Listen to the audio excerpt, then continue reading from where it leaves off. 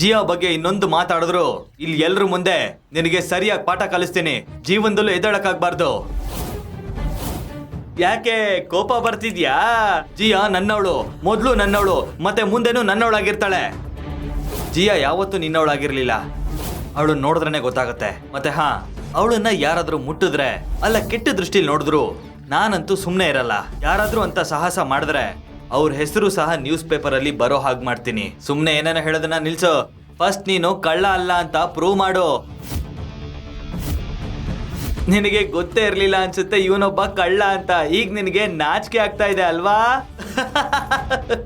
ಅಯ್ಯೋ ದೇವ್ರೆ, ಈ ಜೈರಾಜ್ ಒಬ್ಬ ಲೂಸ್ ನನ್ ಮಗ. ಇದು ಹೀಗೆ ಕಂಟಿನ್ಯೂ ಆದ್ರೆ ಎಲ್ಲ ನಿಜ ಎಲ್ರ ಮುಂದೆ ಬಯಲಾಗುತ್ತೆ. ನಿನ್ನ ನೋಡಿದ್ರೆ ಅಯ್ಯೋ ಪಾಪ ಅನ್ಸುತ್ತೆ.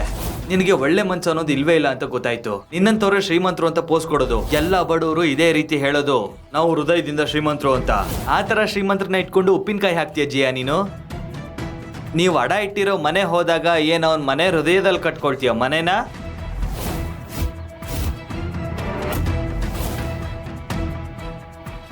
ಹೇಳು, ಯಾಕೆ ಸುಮ್ಮನೆ ನಿಂತಿದ್ಯಾ? ನೀನು ಅಲ್ಲೋಗಿ ವಾಸ ಮಾಡ್ತೀಯಾ?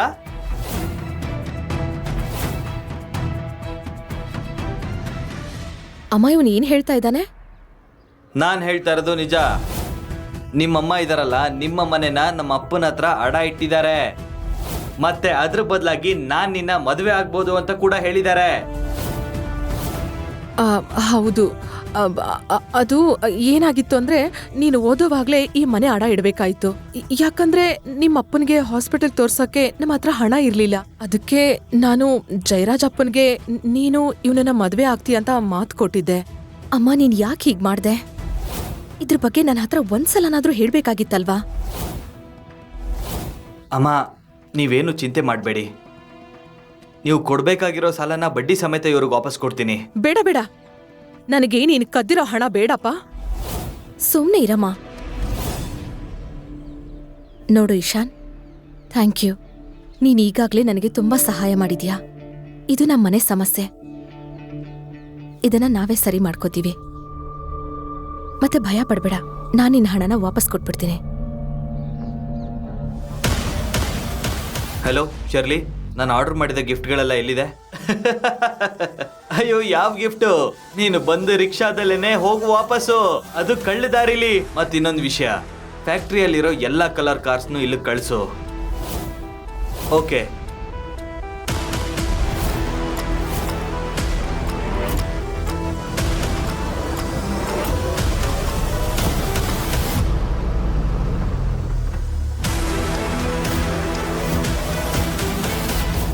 ಜಯರಾಜ್, ಚಿಂತೆ ಮಾಡ್ಬೇಡ. ರಾಜೀವ್ ಮತ್ತೆ ಮಿಂಟಿ ಬಂದ್ರು ಅನ್ಸತ್ತೆ.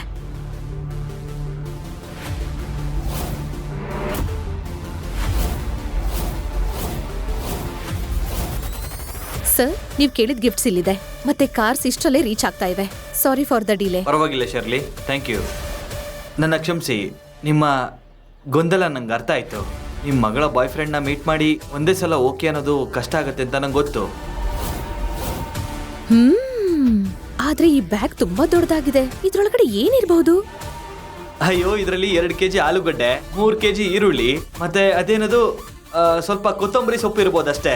ಸರಿಯಾಗಿ ಹೇಳ್ದೆ. ಈ ಬ್ಯಾಗ್ ಅಲ್ಲಿ ಏನಿದೆ ಅಂತ ನಾನ್ ಹೇಳ್ತೀನಿ.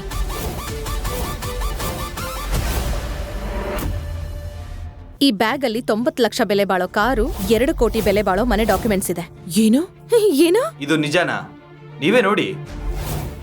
ನೀನ್ ಏನ್ ಮಾಡ್ತಾ ಇದೀಯಾ? ನನ್ನಮ್ಮ ಎಲ್ರ ಮುಂದೆ ಮುಜುಗರಕ್ಕೊಳಗಾಗ್ತಾರೆ.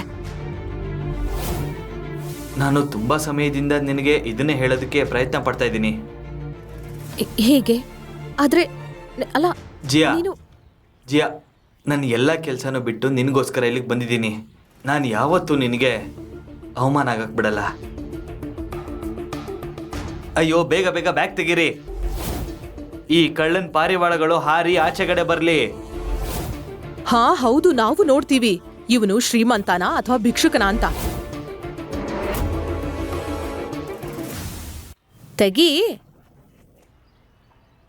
ನೋಡಿ, ಕಾರು ಮತ್ತೆ ಮನೆ ದಾಖಲೆಗಳು ಎಲ್ಲ ನಿಮ್ಮ ಹೆಸರಲ್ಲಿದೆ. ಹಾ, ನನ್ನ ಹೆಸರಲ್ಲ? ಎಲ್ಲಿ ನೋಡ್ತೀನಿ? ನನ್ನ ಹೆಸರಲ್ಲಿದೆಯಾ? Oh thank you thank you thank you.